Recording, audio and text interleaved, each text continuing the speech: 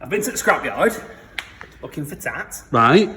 Matthew loves me looking for tat.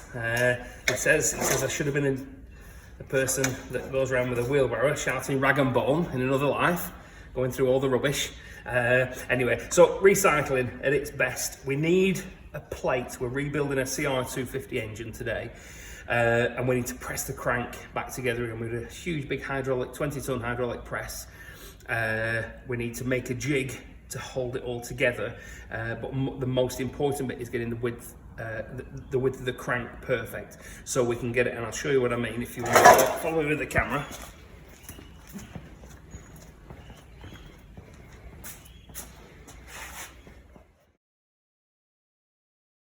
This is a CR250, 1979 CR250 Red Rocket crank, Red Rocket barrel that we've just had rebored, 1 mil oversize with a new piston.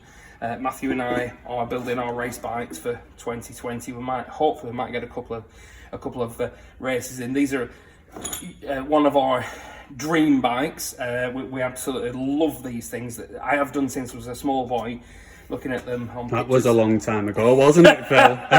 A, being small, and B, being a boy.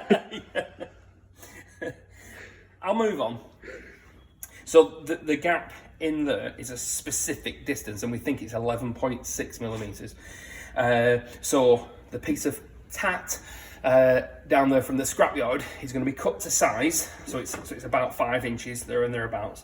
Then you'll see in a minute, we're not going to go quite yet, but in a minute when I finish cutting that to the milling machine, and then you'll see us making it to 11.6 millimeters. So we can slide it in there, we can press the crank pin out, put the new con rod in, the new crank pin, new big end bearing in there, and then we can start to reassemble the engine. Hopefully we can get you guys some footage on reassembling a super iconic engine.